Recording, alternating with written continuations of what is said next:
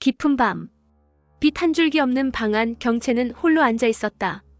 창밖에서는 바람이 불어 커튼을 흔들었고 시계의 초침 소리가 방 안을 가득 채우고 있었다.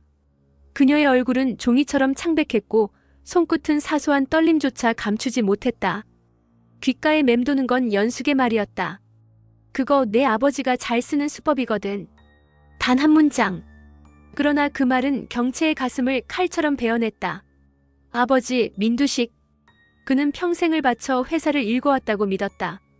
강인한 사업가, 불굴의 승부사, 누구보다 가족을 사랑하는 가장이라 여겼다. 하지만 그 모든 것이 만약 거짓이라면? 경채의 눈동자가 흔들렸다. 아버지가 우리를 도구로만 여겼다는 건가? 회사를 지키기 위해, 권력을 지키기 위해 가족조차 버릴 수 있는 남자라면 나는 대체 누구의 딸이지? 그녀는 두 눈을 감고 깊은 숨을 내쉬었다. 하지만 귓가에 들려오는 또 다른 목소리. 당신한테 가족이 있는 거야? 내가 죽기를 바라는 건가? 자신의 속 깊은 두려움이 고백처럼 흘러나온 것 같았다. 마치 아버지를 향한 절규 혹은 세상을 향한 저항처럼. 연숙은 어둠 속에서 경채를 내려다보며 가증스럽게 웃고 있었다. 가족? 그런 걸 아직도 믿어? 가족이란 결국 서로를 묶어두는 족쇄일 뿐이야. 내 아버지가 어떤 사람인지 곧 알게 될 거다. 경채의 손끝이 더욱 떨렸다. 그녀의 가슴 안에 있던 아버지라는 두 글자가 무너져 내리는 듯했다. 한편 두식의 회장실. 벽에는 오래된 시계가 걸려 있었고 초침은 마치 심장을 찌르듯 규칙적으로 울려 퍼지고 있었다. 두식은 묵직한 가죽 의자에 앉아 있었다. 두 눈은 피로에 젖었지만 불길한 예감을 떨쳐내지 못하고 있었다. 그는 수화기를 집어들며 명령했다. 문태경, 이리 와. 내 놈에게 묻고 싶은 게 있다. 잠시 후 회장실의 문이 열리며 태경이 들어왔다. 무거운 발걸음, 냉정한 표정. 그러나 그 순간 또 다른 발자국 소리가 들려왔다. 철컥. 문이 다시 열리며 선재가 들어섰다. 그의 눈빛은 서늘하게 빛났고 걸음은 의도적으로 느렸다. 두식의 목소리가 폭발했다. 찾았어? 누구야 그게? 나를 속이고 있는 그 자식이 누구냐고 묻잖아. 선재는 미소조차 없는 얼굴로 천천히 태경을 바라봤다. 누굴까요, 회장님? 문태경 씨. 혹시 짐작 가는 사람 없습니까? 공기가 얼어붙었다. 태경의 눈빛이 번쩍이며 선재를 노려봤다. 내가 지금 무슨 말을 하려는지 그 혀 조심해. 잘못 놀리면 내 목숨이 먼저 날아갈 테니까. 두식은 숨을 몰아쉬며 두 사람을 번갈아 노려봤다. 뭐야, 둘이 뭐라도 숨기고 있어. 그 시각 두식의 저택. 화려한 샹들리에 아래 서리와 세리는 마치 오래된 모녀처럼 다정하게 웃고 있었다. 세리는 서리의 어깨에 기대어 속삭였다. 정말 언니는 아니, 엄마 같아요.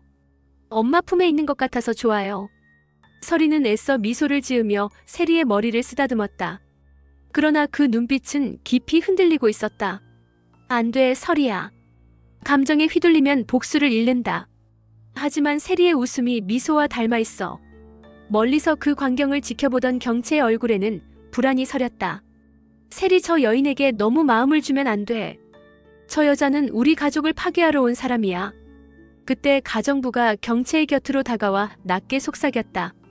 아가씨, 자식을 빼앗기는 것보다 원통한 건 없어요. 세리 아가씨, 저 여자에게서 꼭 떼어내야 합니다. 경채의 손끝이 떨렸다. 그래요. 세리를 지켜야 해요. 아무리 아버지가 무섭더라도 세리만큼은 빼앗길 수 없어. 회장실 문이 갑자기 쾅 하고 열렸다. 숨을 거칠게 몰아쉬며 들어온 이는 지섭이었다. 그의 손에는 구겨진 종이가 들려 있었다. 이 유언장 진짜예요? 진짜냐고요? 두식의 얼굴이 일그러졌다. 뭐? 내가 그걸 어디서 본 거야? 지섭은 회장 책상을 내려치며 절규했다. 아버지. 아니, 회장님. 이게 사실이라면 전 평생을 속아온 겁니까? 저를 아들로 인정하지도 않았던 겁니까? 순간 두식의 눈빛이 번뜩였다. 그는 벌떡 일어나 지섭에게 다가가 호통쳤다. 내가 한 짓 눈곱만큼도 후회 안 해. 내가 아들이든 아니든 상관없어. 내가 만든 제국은 누구도 건드릴 수 없어. 지섭의 얼굴은 분노로 달아올랐다. 그럼 저도 더는 아버지를 아버지라 부르지 않겠습니다. 공기는 폭발 직전의 화약고 같았다. 지섭의 손에 들린 유언장은 여전히 구겨져 있었지만 한 줄만은 또렷했다. 본인은 전 재산을 특정인에게 상속한다. 그 특정인의 이름은 민경채였다. 지섭은 목소리를 떨며 외쳤다. 아버지, 이게 진짜라면 저는 뭐가 되는 겁니까? 저는 아버지의 아들조차 아니었던 겁니까? 두식은 차갑게 대답했다. 지섭아, 넌 늘 약했어. 넌 나를 실망시켰고 넌 회사를 이끌 자격이 없어. 그게 전부다. 아니야. 그건 핑계예요. 결국 저를 처음부터 버릴 생각이었던 거잖아요. 지섭의 목소리는 오열에 가까웠다. 두식은 눈을 부릅뜨며 소리쳤다. 그래. 나는 후회 따윈 없어. 승자는 흔들리지 않아. 자식이든 아내든 내 앞을 막으면 난 짓밟는다. 천둥 같은 목소리가 방 안을 울렸다. 깊은 새벽 경채의 방. 아직도 유언장의 충격에서 벗어나지 못한 그녀의 얼굴은 잿빛이었다. 책상 위에 놓인 사진 액자 속 어린 시절의 미소 짓는 자신과 아버지 두식의 모습. 그때 연숙이 방 안으로 들어왔다. 발걸음은 고요했으나 눈빛은 날카롭게 번뜩였다. 경채야, 이제 알겠니? 내 아버지가 어떤 사람인지. 내가 믿어온 모든 건 허상일 뿐이야. 경채는 고개를 저었다. 그럴 리 없어. 아버지는 우리를 지켜온 사람이야. 우리 가족을. 연숙은 피식 웃었다. 지켜왔다고? 아니야. 그는 늘 가문을 지켰지 가족을 지킨 적은 없어. 내 어머니조차 그의 야망 때문에 희생된 걸 몰라. 경채의 얼굴이 새하얗게 질렸다. 뭐라고요? 지금 뭐라고 했어요? 연숙은 더 깊게 파고들었다. 내 어머니의 죽음 단순한 사고였다고 생각하니? 그건 민두식의 욕망이 낳은 비극이었어. 권력을 지키기 위해선 누구도 가차없이 버릴 수 있는 남자. 너도 예외가 아니야. 경채의 눈동자가 크게 흔들렸다. 거짓말이에요. 그럴 리 없어. 아버지가 그럴 리 없어. 그러나 속마음은 무너져 내리고 있었다. 연숙의 목소리는 칼날 같았다. 곧 알게 될 거다. 진실은 피할 수 없어. 저택거실. 샹들리에 불빛이 따뜻하게 빛나는 가운데 서리와 세리가 마주 앉아 있었다. 세리는 두 손을 모으고 서리를 올려다보았다. 엄마 아니 언니. 저 사실 너무 불안해요. 서리의 눈썹이 흔들렸다. 무슨 일인데? 요즘 경채 언니가 저를 자꾸 멀리하려는 것 같아요. 마치 언니 곁에 있는 걸 못 보겠다는 듯이. 서리는 세리의 두 손을 감싸주며 애써 웃었다. 걱정하지 마. 난 널 버리지 않아. 누구도 널 내 곁에서 떼어낼 수 없어. 세리의 눈에 눈물이 맺혔다. 정말이죠? 저 버리지 않겠다고 약속해요. 서리의 심장은 무너져 내렸지만 그럼에도 고개를 끄덕였다. 그래, 약속할게. 세리야, 어떤 일이 있어도 널 지켜줄게. 멀리서 그들을 지켜보던 경채의 눈빛은 절망과 분노로 흔들렸다. 세리 안 돼. 저 여인은 널 빼앗아갈 거야. 내가 막아야 해. 회장실. 두식은 태경을 노려보며 차갑게 물었다. 문태경, 내가 뭘 숨기고 있다는 거냐? 태경은 담담하게 대답했다. 숨기는 건 제가 아니라 당신입니다.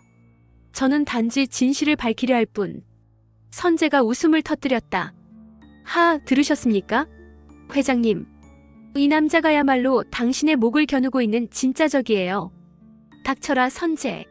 두식의 고함이 번개처럼 울렸다. 하지만 선재는 멈추지 않았다. 회장님, 이건 분명해요. 문태경이란 사내, 이 집안의 균열을 더욱 크게 벌릴 겁니다. 그리고 결국 민강 유통을 무너뜨릴 인물이 되겠죠. 태경은 차갑게 쏘아붙였다. 적은 내가 아니라 내 놈 같은 기생충이다. 두식은 숨을 몰아쉬며 두 사람을 오가며 노려봤다. 방 안의 공기는 칼끝처럼 팽팽히 당겨져 있었다. 한편 구겨진 유언장을 쥔 지섭은 흔들리고 있었다. 결국 경채만 사랑한 거군요. 저는 애초에 버려진 카드였던 거예요. 두식의 대답은 잔인했다. 버려진 게 아니라 쓸모가 없어진 거다. 경채는 나와 닮았어. 그래서 선택받은 거다. 지섭의 눈빛에 광기가 번졌다. 좋습니다. 그럼 저도 더 이상 회장님의 아들이길 거부하겠습니다. 제 손으로 이 집안을 끝장내겠습니다. 그의 목소리는 절망과 결의로 떨리고 있었다. 순간 회장실의 공기가 무겁게 가라앉았다.